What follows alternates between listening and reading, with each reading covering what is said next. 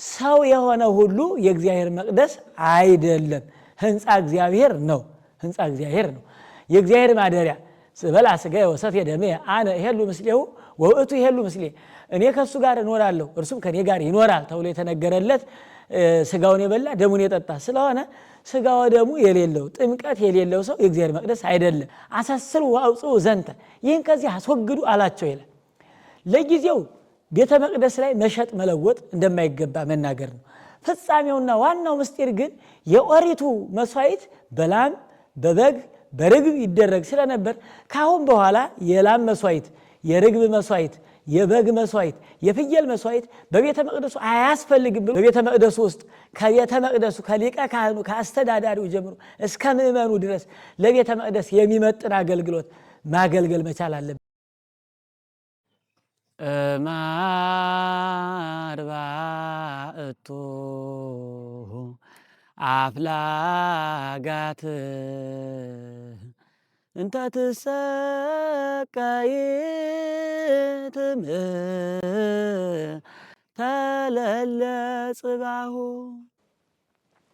በስመ አብ ወወልድ ወመንፈስ ቅዱስ አሃዱ አምላክ አሜን የልዑል እግዚአብሔር ቤተሰቦች በሀገር ውስጥም በሀገር ውጭም ያላችሁ የፈለጋ አይምሮ ሚዲያ የምትከታተሉ ኦርቶዶክሳውያን በሙሉ እንደምን ሰነበታችሁ አምላካችን እግዚአብሔር ወዶና ፈቅዶ የዚህን የታላቁን የጌታችን የመድኃኒታችን ኢየሱስ ክርስቶስን ጾም ከጀመርን ሶስተኛውን ሳምንት የጀመርን ነው ሶስተኛ ሳምንታችን ነው የመጀመሪያው ዘወረደ ብለን ተነስተን ነበር ዛሬ ደግሞ ቅድስት በባለፈው አይተናል ዛሬ ደግሞ ዘወረደ ብለን ዛሬ ደግሞ ምኩራብ ብለን ሶስተኛውን ሳምንት ምኩራብን የምናይበት ሳምንት ነው በየሳምንቱ የአምላካችን የመድኃኒታችን ኢየሱስ ክርስቶስን በጾሙ ሳምንታት የተደረጉትን አምላካችን እግዚአብሔር ለኔና ለናንተ ሲል የጾመውን ጾም እየጾምን አባቶቻችን በሰሩልን ሥርዓት መሰረት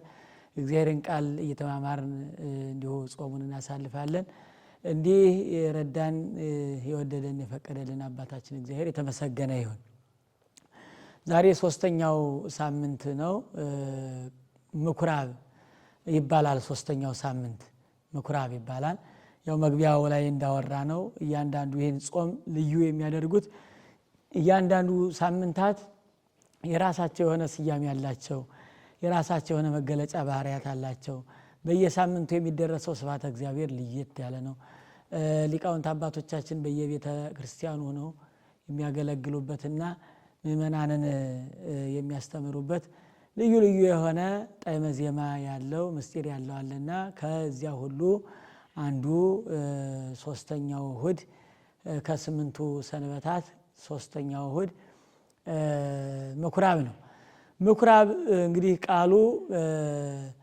እስራኤላውያን በኢየሩሳሌም ይገለገሉበት የነበረ ሥርዓተ ኦሪት ይፈጽሙበት የነበረ ይማሩበት የነበረ ነው እንግዲህ ይሄን የዛሬውን ሰንበት ስናከብር ቤተክርስቲያናችን ሐዋርያው ቅዱስ ጳውሎስ በመጀመሪያው በቅዳሴው ሰዓት ላይ የመጀመሪያው ዲያቆን የሚያነበው በቆላሴስ መልእክቱ ለቆላሴስ ክርስቲያኖች ጽፎ በሰደደው መልእክቱ ምዕራፍ 2 ከቁጥር 16 ጀምሮ እስከ መጨረሻው ያለውን ሐሳብ ለምእመናን በቅዳሴው ሰዓት ዲያቆኑ ያሰማቸዋል ይሄ መልእክት ለዛሬ የተፈለገበት ዋና ምክንያት ሐዋርያው ቅዱስ ጳውሎስ የቆላሴስ ክርስቲያኖችን ሲመክራቸው ሲያስተምራቸው በእምነታቸው እንዲጸኑ በመግባራቸው እንዲቀኑ ያለውን ነገር በዝርዝር ያሳየበት ክፍል ስለሆነ ከዛሬው በዓል ጋር የሚገናኘው ከምዕራፍ 2 ከቁጥር 16 ጀምሮ ያለውን መነሻ አድርጓል ወአልቦ ዘያስተዓብድ ለእግዚአብሔር በእንተ ሥጋሁ ለእግዚእነ ኢየሱስ ክርስቶስ እያለ ነው የሚነሳው ሲነሳ ምክንያቱም በአምላካችን ሥጋ መልበስ ሰው መሆን የሚሰናከሉ እንቅፋት የሚመታቸው አሉ የኑፋቄ የክህደት የጥርጥር እንቅፋት የሚመታቸው አሉና በአምላካችን ሰው መሆን አትጠራጠሩ አምላካችን ሰው የሆነው እኛን ለማንጻት እኛን ለመቀደስ የኛን ሰውነት ማደሪያ ለማድረግ ቤተ መቅደስ ለማድረግ ነውና ወአልቦ ዘያስተአብደክሙ እናንተን ማንም ማን እንዳያታልላችሁ እያለ በሰፊው የሰውን ቤተ መቅደስነት የክርስቶስን ስጋ መልበስ መዋሃድ መምጣት ማስተማር የገለጸበትን ምስጢር በገባሬ ሰናዩ ዲያቆን ቅዳሴ ላይ ይነበባል። ሁለተኛው ዲያቆን በሐዋርያው በቅዱስ ያዕቆብ መልእክት ምዕራፍ 2 ከቁጥር 14 ጀምሮ ምንተ ይበቁ አሃዊነ ለእመ ቦ ዘይብል ሃይማኖት ቤ ወምግባረ ሰናይ አልቤ ሃይማኖት አለኝ ምግባር ግን የለኝም የሚል ሰው ቢኖር በእውኑ ሃይማኖቱ ምንተ ይበቁ ምን ይጠቅመዋል ምን ይረባዋል? ሃይማኖት ያለ ምግባር ምን ይረባል ምን ይጠቅማል እያለ ምግባርና ሃይማኖትን እያስማማ የሚናገረውን ክፍል ሁለተኛው ዲያቆን ያሰማናል። ቀጥሎ አዳራቢው ካህን ግብረ ሐዋርያት ምዕራፍ 10 ከቁጥር 1 ጀምሮ የቆርኔሌዎስን ታሪክ በዚህ በውትድርና ዓለም አገርን የሚያስከብር ሆኖ ነገር ግን በዚያው ለቅድስና የበቃ በጾም በጸሎት በትህርምት የተመሰከረለት ራሱ መንፈስ ቅዱስ ጴጥሮስን እንዲያስተምረው እንዲያጠምቀው የላከለት የቆርኔሌዎስን ታሪክ በዝርዝር የያዘ ስለሆነ ስለ ቆርኔሌዎስ ታሪክ ግብረ ሐዋርያት የሐዋርያት ሥራ ምዕራፍ 10 ከቁጥር 1 ጀምሮ እስከ 20 ድረስ ያለውን ኃይለ ቃል በሁለተኛው ካህን እንሰማለን። ይቀጥልና ዲያቆኑ እስመ ቅናተ ቤትከ በልዓኒ ትዕይርቶሙ ለሌት ይየሩከ ወድቀ ላዕሌየ ወቀጻዕክዋ በጾም ለነፍሴ ብሎ ነቢየ እግዚአብሔር ዳዊት ስለ ቤተ መቅደሱ የተናገረውን የቤት ቅናት በላኝ ብሎ ቀናኢነቱን ለአገልግሎት መነሳሳቱን የተናገረበትን የመዝሙር ክፍል በገባሬ ሰናዩ ቅዱስ ጳውሎስ የጻፈውን መልእክት ያነበበልን ዲያቆን ነቢየ እግዚአብሔር ዳዊት የተናገረው መዝሙር በዜማ ያሰማናል።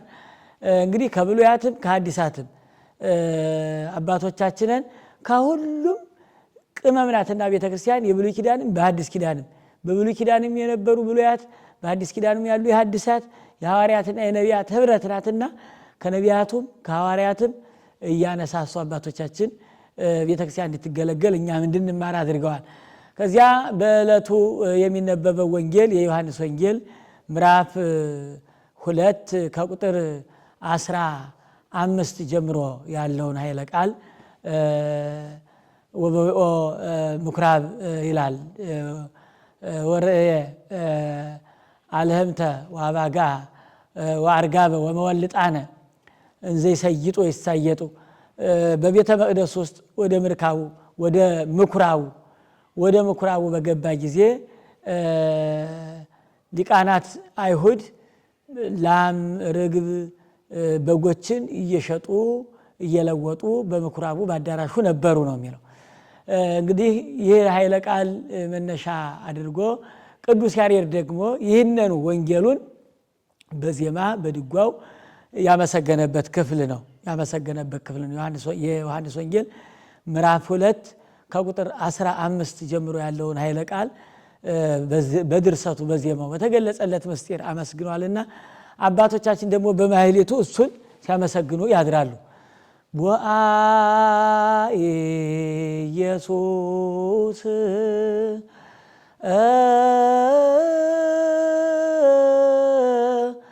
ምኩራበ አይሁድ ወመሃረ ቃለ ሃይማኖት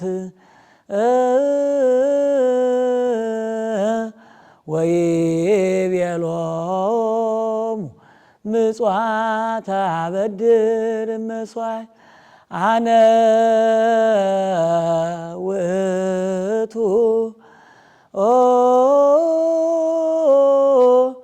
እግዚአ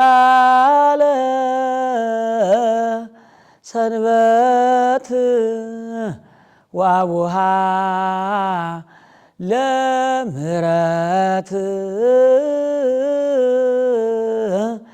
እግዚአ ውእቱ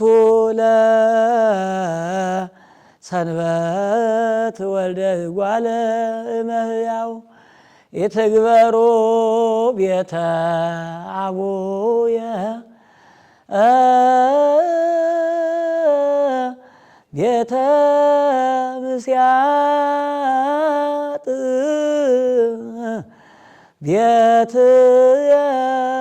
ቤትየሰ ቤተ ጸሎት ይሰመይ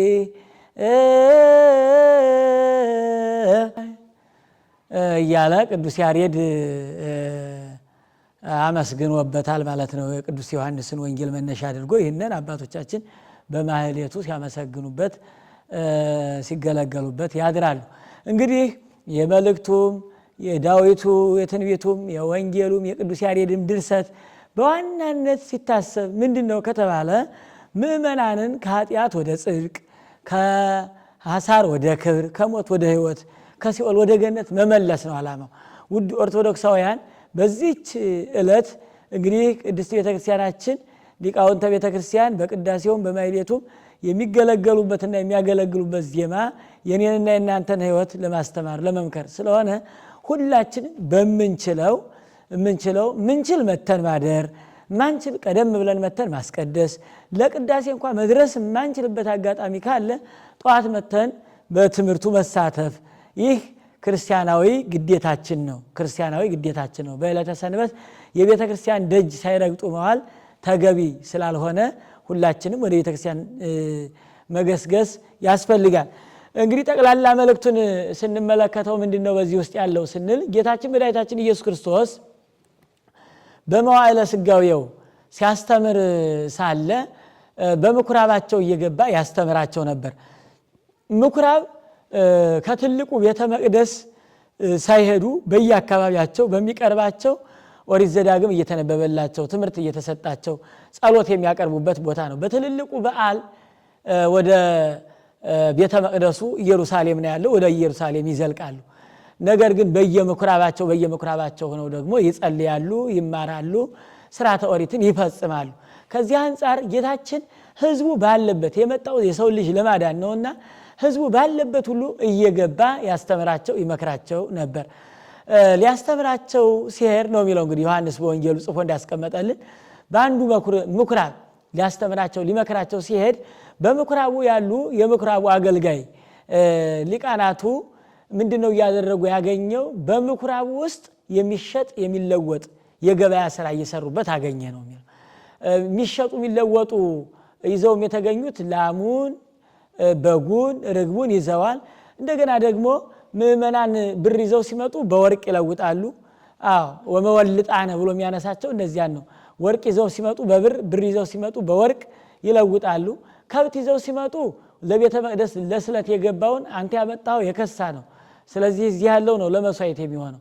እንዲህ ስለሆነ አንተ ሁለት አድርገህ አንዱን እኛ እንሰጣለን፣ ቅንነቱ ካለ እንዲህ እያሉ የቤተ መቅደሱን ዓላማ ግራ ጋብተውት ከተቀመጠለት ስርዓት ውጭ አድርገው ስለነበር ጌታችን መድኃኒታችን ኢየሱስ ክርስቶስ ወደ ምኩራቡ ሲገባ ስርዓት ተጥሶ ሕግ ፈርሶ ሊደረግ የማይገባው ነገር እየተደረገ ሲያገኘው ወገብረ መቅሰፍተ ጥብጣቤ ነው የሚለው። ጅራፍ አበጀ የሐብል እንግዲህ እንደየአካባቢው ከበሬ ቆዳም ይሰራል፣ ከገመድም ይሰራል፣ እንደየሁኔታው የሚሰራልና ጅራፍ አንስቶ በቤተ መቅደስ ውስጥ ያሉትን ሊቃነ ካህናቱን ገስጾ ከብቱንም ርግቡንም በጎችንም አስወጣ። ወገንጰለ ማዕዳት ይሆሙ ያን የሚለውጡትን በመደርደሪያቸው ያለውን ያን ሁሉ ገለባብጦ ውጡ። ቤተየሰ ቤተ ጸሎት ትሰመይ አንተም ወሰረሳይክብዎ በአተ ፈያት፣ እናንተስ ቤቴን የወንበዴዎች ዋሻ የሌቦች መገሳገሻ አደረጋችሁት። ቤተየሰ ቤተ ጸሎት ትሰመይ የኔ ቤት የጸሎት ቤት እንጂ የመሸቀጫ የመለወጫ የመነገጃ ቤት የመሸጫ ቤት አይደለችም። ስለዚህ ከዛሬ ጀምሮ በቤቴ ውስጥ ጸሎት እንጂ ሌላ ሊደረግ አይገባውም ሲል ሊያደርጉ የማይገባቸውን ሲያደርጉ ያገኛቸውን ሰዎች ያስተካከለበት ዕለት ነው። እንግዲህ ቀጥታ ይሄ ማቴዎስ ወንጌል ምዕራፍ 2 ቁጥር 14 15 ጀምረን ስናነብ የምናገኘው ሐሳቡ ሆኖ አባቶቻችን ወደ ምስጢር ሲያመጡት ጌታችን መድኃኒታችን ኢየሱስ ክርስቶስ የአይሁድ ፋሲካ በቀረበ ጊዜ ወደ ኢየሩሳሌም ወጣ ይላል። ይህ እንግዲህ ወደ ምስጢር ስናመጣው በአይሁድ የተመሰሉ ኦርቶዶክሳውያን ምእመናንን ነው። ፋሲካ ብሎ የጠራው ደግሞ ዕለተ ዓርብን ፋሲካ ተብላ ተጠርታለች። ለምን? ፍጹም የሆነውን ድነት ያገኘንባት ዘላለማዊ የሆነውን የአምላክን ሥጋ የተቀበልንባት ከመሆኗ የተነሳ አምላካችን እግዚአብሔር መድኃኒታችን ኢየሱስ ክርስቶስ የተሰቀለባት ዕለተ ዓርብ ፋሲካ ተብላት ኢየሩሳሌም ወጣ የሚለውን ኢየሩሳሌም ማለት ሀገረ ሰላም ማለት ነው። ብኪ ድህነ ዓለም ወበወልድኪ ኮነ ሰላም ይላታል። ሀገረ ሰላም የተሰኘ መስቀል ነው። ፋሲካው ሲደርስ ወደ ኢየሩሳሌም ወጣ ያለው ወደ መስቀል ወጣ ማለት ነው ብለው ታላላቁ ሊቃውንት ተርጉመውታል። ወደ መስቀል ሲወጣ የክርስቲያኖች ድህነት እንደሆነ ነው። ወደ መስቀል ወጣና በምኩራቡ ገባ ነው። እንግዲህ ሥጋው ደግሞ በቤተ መቅደስ እንደሚፈተት በሌላ እንደማይፈተት ወደ ምኩራቡ ገባ ብሎ እርሱን ወደ መስቀል የመውጣቱን ምስጢር የሚያሳይ ልዩ ህብር እንዳለው አባቶቻችን ተናግረዋል።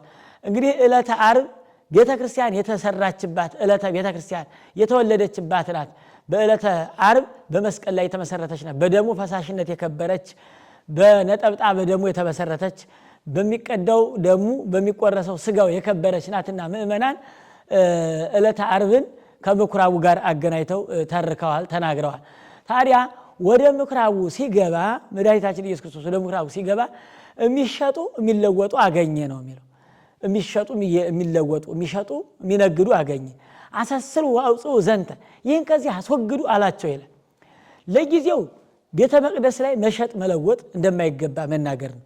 ፍጻሜውና ዋናው ምስጢር ግን የኦሪቱ መስዋዕት በላም በበግ በርግብ ይደረግ ስለነበር ካሁን በኋላ የላም መስዋዕት የርግብ መስዋዕት የበግ መስዋዕት የፍየል መስዋዕት በቤተ መቅደሱ አያስፈልግም ብሎ ራሱ አሰስሉ ዘንተ ካሁን በኋላ መስዋዕት ሆኖ የሚቀርበው የእርሱ ሥጋ ነውና በእንስሳ ሥጋ የምታመልኩበት በእንስሳ ሥጋ የምትሰውት መስዋዕት አድርጋችሁ የእንስሳ ሥጋ የምታቀርቡበት ጊዜ ይበቃል ሲል ከቤተ መቅደሱ አስወጣዋል። ለጊዜው እንዳይነግዱ ይሁን እንጂ ፍጻሜው ግን መስዋዕተ ኦሪትን ከዚያ ላይ ማቆም መስዋዕተ ሐዲስን መተካት ነውና አምላካችን እግዚአብሔር አሰስሉ ዘንድ ተብሎ አስወጣ። ሐዲስ ኪዳንን ምኩራቡ ቤተክርስቲያንን መስዋዕቱ ራሱ ባለቤቱ ክርስቶስን ክህነቱ በብሉይ ኪዳን የነበረው በዘር ሐረግ ይወርድ የነበረው ክህነት ፍጹም የሆነውን አምላካዊ ክህነት ከእግዚአብሔር የምንቀበለውን ክህነት የሚሰጠን ነውና ብሉይ ኪዳንን ነቅሎ ሐዲስ ኪዳንን የሚተክልበት ጊዜ ስለሆነ አሰስሉ ዘንድ ተብሎ ተናገረ ነው። እንግዲህ ይሄ ቀጥታ አባቶቻችን በትርጓሜው ያስቀመጡልን መንገድ ነው። ወደ እያንዳንዱ መልእክት ስንመጣ እንግዲህ ኢየሱስ ክርስቶስ ወደ ምኩራብ ገባ ነው። ምኩራብን ቅድም እንደተነጋገር ነው የሚገለገሉበት ቤተ መቅደስ ነው። በአሁኑ ቤተ መቅደስ በድሮ ምኩራብ ነው። እንደ ቤተ ክርስቲያናችን አስተምሮ መቅደስ 3 ትርጉም አለው። የመጀመሪያው የእያንዳንዳችን ሕይወት መቅደስ ይባላል። ሁለተኛው የምእመናን ህብረት መቅደስ ይባላል። ሶስተኛው ራሷ ህንፃ ቤተክርስቲያን መቅደስ ናት እና ከሶስቱም ሊወገዱ የሚገባቸው ነገሮች ማስወገድ ነው። ሊወገዱ የሚገባቸው ሊገኝ የማይገባው ማስወገድ ስለሆነ የመጀመሪያውን ክፍለ ጊዜ ስናየው መቅደስ የተሰኘ ክርስቶስ ያደረበት መቅደስ የኔና የናንተ ህይወት ነው። ኦርቶዶክሳውያን አንተም ታቦቱ ለመንፈስ ቅዱስ ይላል ሐዋርያው። እናንተ የመንፈስ ቅዱስ ታቦት ናችሁ ይላል። እንደውም አንዳንድ ጊዜ ምን ይላሉ እነዚህ መናፍቃን በትምህርታቸው እናንተ የቤተ መቅደስ እናንተ የክርስቶስ መቅደስ ናችሁ የሚለውን ኃይለ ቃል በመያዝ ቤተ መቅደስ አያስፈልጋችሁም ይላሉ። እናንተ የእግዚአብሔር ቤተ መቅደስ ናችሁ ማለት ቤተ መቅደስ አያስፈልጋችሁ ማለት አይደለም። ለምሳሌ በማቴዎስ ወንጌል ምዕራፍ 5 ላይ እናንተ የዓለም ብርሃን ናችሁ ብሏል። የፀሐይ ብርሃን አያስፈልጋችሁ ማለት ግን አይደለም። እናንተ የምድር ጨው ናችሁ ብሏል። ጨው አያስፈልጋችሁ ማለት ግን አይደለም። የተነገረበትን ዓላማ አውዱን ይዞ መናገርና መረዳት መልካም ነው ክርስቲያኖች። ስለዚህ እነዚህ ግራ የተጋባቸው ሰዎች ግራ ለማጋባት እኛ ራሳችን መቅደስ ሲጀመር የሰው ልጅ ሁሉ መቅደስ አይደለም። የሰው ልጅ ሁሉ መቅደስ አይደለም። የሰው ልጅ ሁሉ ህንፃ እግዚአብሔር እንጂ መቅደስ አይደለም። መቅደስ የሚባለው በክርስቶስ ክርስቲያን የተሰኘ ምክንያቱም ቤቶች ሁሉ መቅደስ አይደሉምና ቤተ ክርስቲያን ከሌሎች አዳራሽ የምትለይበት ቅድስት የምትባልበት ራሷን የቻለ ህግና ደንብ አላት። ሰውም የእግዚአብሔር ቤተ መቅደስ ሲባል በ40ና በ80 ቀን ያመነ የተጠመቀ ስርዓቱን የፈጸመ ነው እንጂ የእግዚአብሔር መቅደስ የሚሆነው ሰው የሆነ ሁሉ የእግዚአብሔር መቅደስ አይደለም። ህንፃ እግዚአብሔር ነው። ህንፃ እግዚአብሔር ነው። የእግዚአብሔር ማደሪያ በላ ሥጋዬ ወሰትየ ደምየ አነ እሄሉ ምስሌሁ ወውእቱ ይሄሉ ምስሌ እኔ ከሱ ጋር እኖራለሁ እርሱም ከኔ ጋር ይኖራል ተብሎ የተነገረለት ስጋውን የበላ ደሙን የጠጣ ስለሆነ ስጋው ደሙ የሌለው ጥምቀት የሌለው ሰው የእግዚአብሔር መቅደስ አይደለም። እንደው እነሱ እኛ መቅደስ ነን ይላሉ እንጂ ሲጀመር አይደሉም። እነሱ በዚያውም ላይ አለመሆናቸው ብቻ አይደለም ደግሞ ያልተባለውንም ጭምር ነው። ራሱ መድኃኒነ ክርስቶስ እኮ ይህንን ወንጌል ሲያስተምር በመቅደሱ ውስጥ ያለውን አስወግዱት አለ እንጂ መቅደሱን አስወግዱት መቻለ ያላለውን። ስለዚህ መቅደሱን አስወግዱት አላለም። በመቅደሱ ውስጥ ያለውን ሕገ ወጥ ስርዓት አስወግዱትና ቤቴ የጸሎት ቤት ይባላል። ለታሰበለት ለታቀደለት ዓላማ የሚውለው ቤቴ የጸሎት ቤት ይባላል አለ እንጂ መቅደሱን አስወግዱት አላለም። እና እንዲህ ግራ የተጋባቸው ሰዎች እነሱ ሳይገባቸው ሌሎችን እናስረዳለን በማለት ግራ የሚያጋቡ ሰዎች ተንኮለኞች ስላሉ መቅደስ ተብሎ የሚጠራው በክርስቶስ ክርስቲያን ተብሎ የተጠመቀ የአምላካችን የመድኃኒታችን የኢየሱስ ክርስቶስን ክቡር ስጋውን ቅዱስ ስጋውን ክቡር ደሙን የተቀበለ እርሱ ነው መቅደስ እንጂ ሌላው ሕንፃ እግዚአብሔር እንጂ ማይደረ እግዚአብሔር አይደለም ነው። ስለዚህ የኔና የናንተ ሕይወት መቅደስ ከተባለ አስወግዱት የተባለ ነው ምንድነው ወደሚለው ደረጃ እንጣ። የኔና የናንተ ሕይወት መቅደስ የእግዚአብሔር ማደሪያ ከሆነ በውስጡ ሊወገድ የሚገባው ነገር ምንድነው ከተባለ ክርስቶስ ሲመጣ መቅደሱ ላይ ያገኘው አንደኛ እንስሳትን ያገኛቸው። የእንስሳት ጠባይ ሊወገድ ይገባል። የእንስሳት ጠባያቸው ምንድነው? እንስሳት አለማሰብ፣ መብላት ብቻ፣ መተኛት ብቻ እንዲሆን ከመንፈሳዊነት የተለየ አርቆ አለማሰብ፣ ሰማያዊ ኑሮን አለማሰብ፣ እንስሳዊ ጠባይ የሆነውን ነገር ግብረ ዝሙትን እኒህን የመሳሰሉትን ነገሮች አስወግዱ። የእግዚአብሔር ቤተ መቅደስ ነው። ሰውነታችን የጸሎት ቤት ነው። እግዚአብሔርን የምናመሰግንበት ነው። ከዚህ አንጻር አስወግዱት ተብሎ የተነገረን በውስጣችን ሊወገዱ በተለይ በዚህ ጾም መድኃኒነ ክርስቶስ መቅደሱ ውስጥ ያሉትን ያስወገዳቸው ወገብረ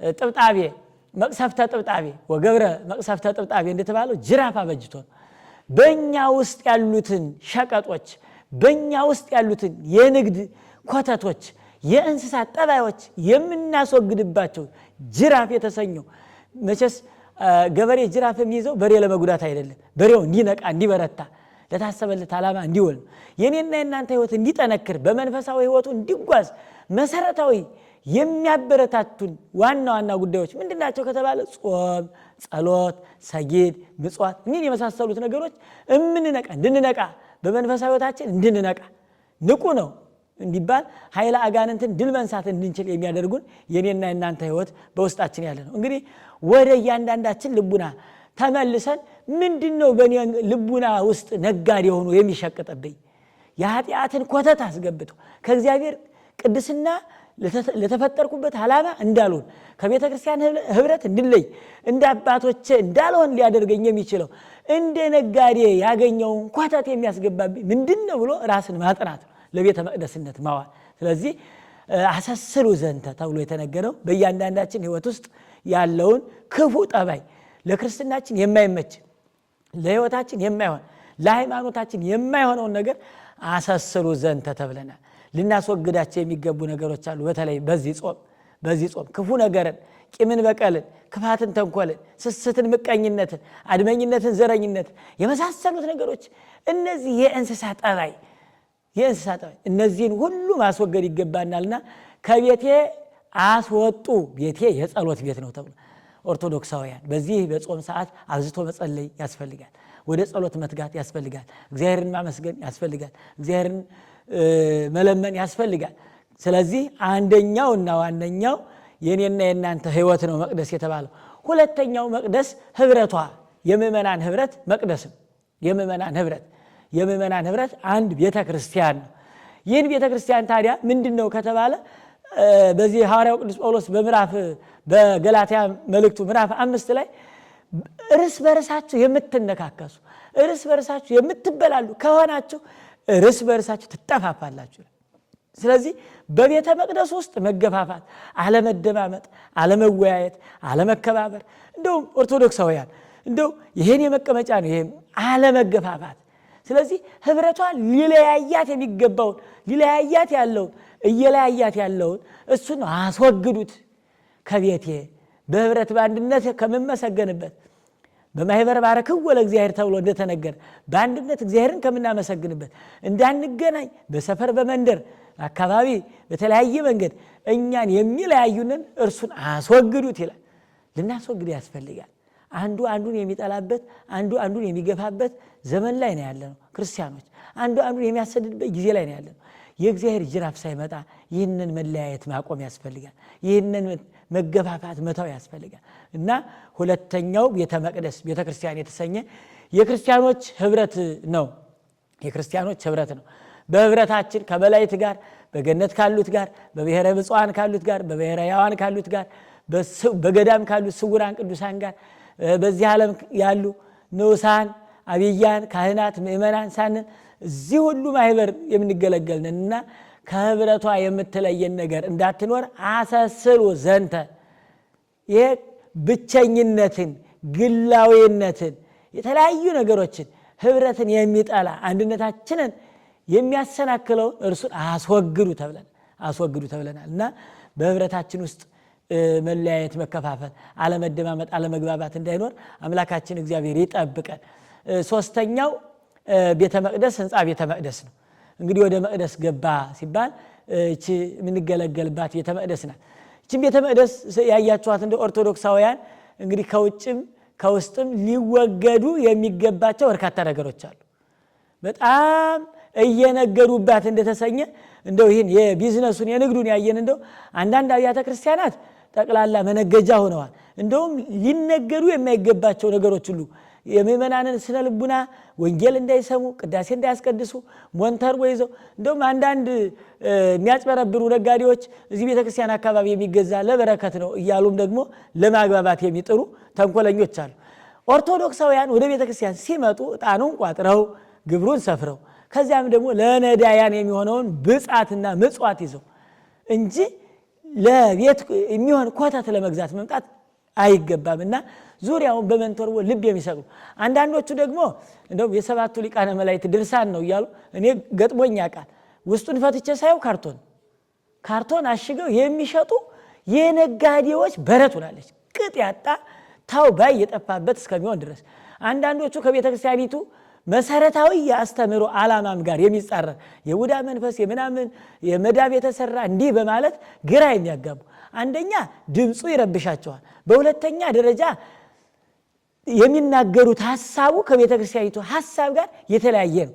አንዳንዶቹ ደግሞ ምን ያደርጋሉ? መስቀል ይይዛሉ። ከገዳም ተባርኮ የመጣ ኢየሩሳሌም የመጣ እንዲህ አይነት ህግ አልባ የሆነ ስርዓት የሌለው የንግድ ቢዝነስ የተሰማሩበት የኛ አባቶች ገዳም የገቡት እስኪ አስቡ ክርስቲያኖች የነጋዴ መስቀል ለመባረክ ነው።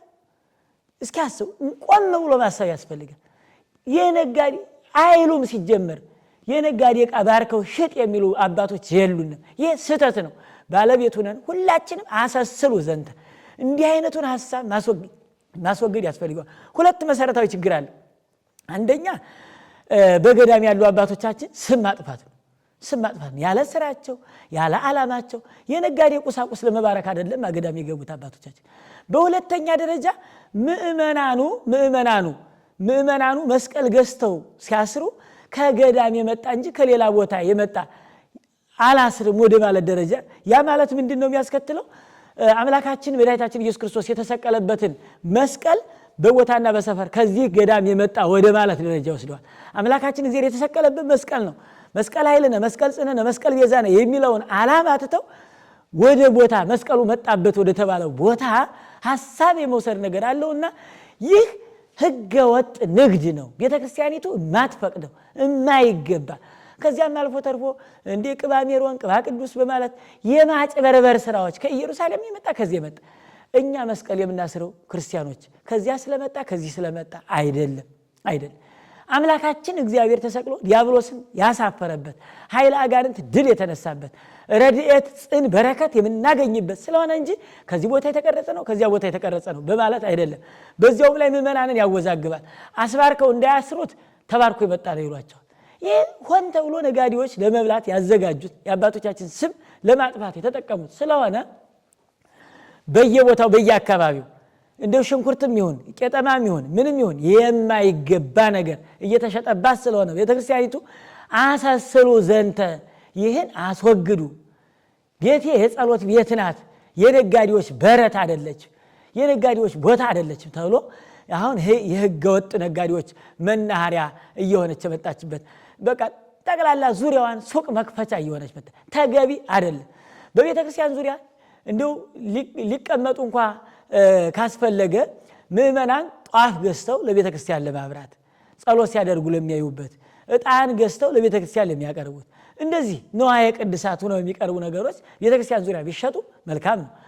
ከዚህ የተረፈ ከመዳም የተሰራ ከዚህ ገዳም የመጣ እንደውም በጣም በሚያሳዝን ደረጃ ህዝቡማ በጣም በሚያሳዝን ደረጃ ነው የበረከት ቃሪያ እያለ የሚሸጥም አይቻልም። ህዝቡ ራሱ ቃሪያ እየሆነ ስለመጣ ቃሪያ ሸጡለት። በቃ በጣም ከዚህ የመጣ ከገዳም የመጣ ቅቤ ይላል፣ ከገዳም የመጣ ምናምን በሶ ሳይቀር የሚሸረችሩ ሰዎች እየተፈጠሩ መጡ። ምእመናን አስተውሉ እንጂ እስከ መቼ ድረስ ነው? አሰስሉ ዘንተ ተብሎ የተነገረን ይህን ነው። ቤተክርስቲያን መነገጃ አይደለችም። እና ከዚህ የተነሳ በቤተክርስቲያን ዙሪያ ምንም አይነት ስጋዊ ንግድ የሚያደርጉ ሰዎች ፈቃድ ስለሌለ ሁሉም ክርስቲያን መጠበቅ መቻል አለበት እና ይሄ በውጭ ያለው ነው።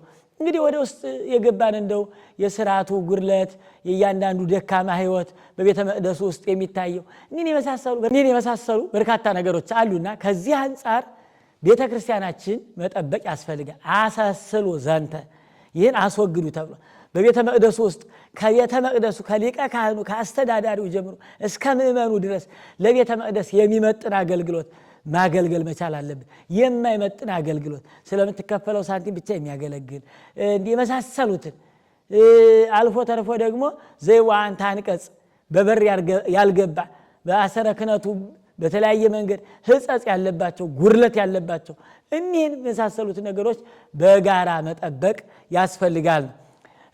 ታዲያ ከዚህ ዕለት በዋናነት ምን ይዛቸው ነጥቦች ምንድናቸው ከተባለ እንግዲህ ምኩራብን ስናከብርና ምኩራብን ስናስብ በዚህ ጾም ይህን ሳምንት እስከ መጻጉዕ ድረስ ምኩራብን ስናስብ እንዴት ነው ከተባለ አምላካችን እግዚአብሔር ወደ ቤተ መቅደስ የገባበት ሳምንት ነው። ወደ ቤተ መቅደስ መምጣቱን የምናስብበት ሰዓት ነው። በዚህ ጊዜ ቤተ መቅደስ አለመታጣት ትልቁ ዋና ጉዳይ ነው። ከቤት አለማርፈድ፣ ከቤት አለማምሸት፣ ጧት ማታ ቢቻል ቀን ለቅዳሴ ባይቻል ጧት ለኪዳን ማታ ደግሞ ለምህላው እየመጣን ቤተ ክርስቲያን ማሳለፍ። ቤተ መቅደስ ላይ አለመታጣት አትሳልክው ለእግዚአብሔር ወኪያ አሐስስ ከመ እዝር ቤቶ ለእግዚአብሔር በኩሉ መዋዕለ ሕይወቴ እግዚአብሔርን አንድ ልመና ለመንኩት እሷ ምንድን አትለኝ እንደሆነ መላ ሕይወትን በቤተ እግዚአብሔር ማሳለፍ በእግዚአብሔር ቤት ማደር በእግዚአብሔር ቤት መኖር ተብሎ እንደተነገረ ሁሉ ምኩራብን ማክበር ማለት ምኩራብ ገባ ነው የተባለ። ስለዚህ ወደ ቤተ መቅደስ እንደገባ ሁሉ እኔና እናንተም ሕይወታችን ኑሯችን ጊዜያችን በቤተ መቅደስ የምናሳልፍበት ነው ማለት ነው። አንደኛው ይሄ ነው። ሁለተኛው ወደ ቤተ መቅደስ መምጣት ብቻ አይደለም።